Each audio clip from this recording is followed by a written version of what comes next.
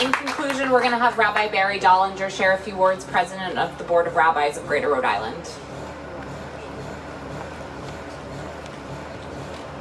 I just wanted to thank everyone for being here today, for placing attention on this matter so that it doesn't live hidden, so that suffering can be brought out into the light. That in and of itself alleviates it a little bit, and to have so many supporters and allies from the faith community, from political communities, from various educational bodies, national and local, means a lot to Jews.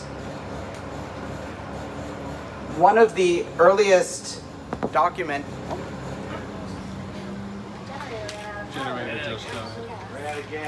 I can speak loudly. The cameras pick that up? Oh yeah, I was wondering how angry to get.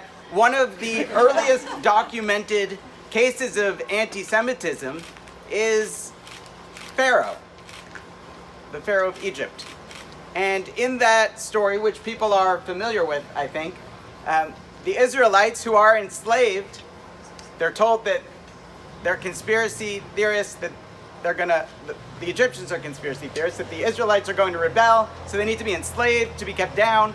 So Moses comes right after God speaks to him and says, "Let my people go." Are people familiar with this? And Pharaoh hardens his heart. He has no time even to listen to Moses. Again and again, he promises accommodation only to relent. And eventually, Moses has to go with the other path, God's wrath and 10 violent plagues, ultimately resulting in death and destruction. What's notable here, we never know when something's anti-Semitic, right? We don't know what's in people's hearts or minds. In the same ways that racism is systemic, it doesn't really matter if people have good intentions or bad intentions or what. It's the effect that matters and the disparate impact. We don't know what people think about Jews. But when other districts are making accommodations, when the state suggested accommodations, when there are simple fixes and a minority community comes forward and says, "We are aggrieved and here are the simple fixes that, by the way, other people in neighboring towns and cities are doing, will you consider it?" And they say, "We don't have time to discuss that. We will vote that off the agenda." We respond with hostility and indifference. Some people who came forward were called bullies by members of the school committee. We don't have to guess. That is the hostility and indifference of Pharaoh, who says, "Leave, I have no time to be bothered with you. You're pests." That's the message we've all heard. You're like bugs. We don't care. So we've asked, and we've asked for months now. I was on meetings months ago with all of the school committees and superintendents. The Alliance has led efforts for a long time once we noted the issue. We're not asking anymore. We are demanding. The first day of school will not be on Rosh Hashanah. That's a promise. It won't happen. We're going to rise up and make that not happen. We'll bring lawsuits. Our plagues will look a little different. The rivers aren't going to turn to blood, not going to be frogs. No one will get hurt. But the first day of school won't be on Rosh Hashanah. I think also the school committee, at least the members that voted not to entertain discussion of this, need a little lesson about what Rosh Hashanah is. Clearly they underestimate its importance. Rosh Hashanah is the first day of the Jewish year.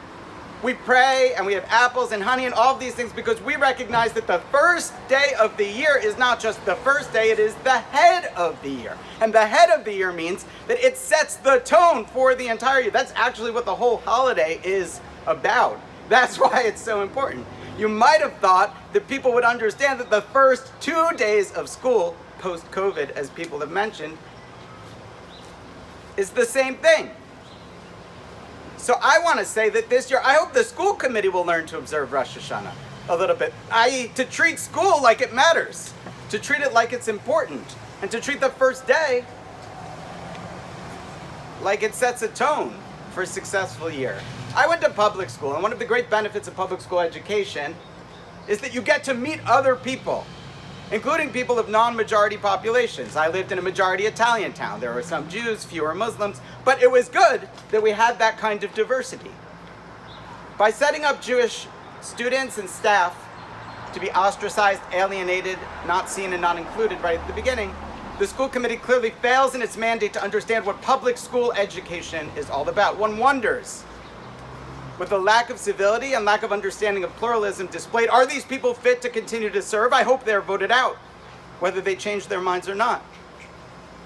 This isn't how public education works. I want to conclude by thanking everyone for being here today and for organizing this conference. It's extremely sad that at a time of rising anti-Semitism, we have to meet to fight this needless display of discrimination against Jewish students. But it means so much that everyone was here today. So thank you to all of the speakers, representatives, faith leaders, neighbors, passerbys that stopped by because you saw something interesting going on, and the news media for bringing this out. We are very grateful. Thank you.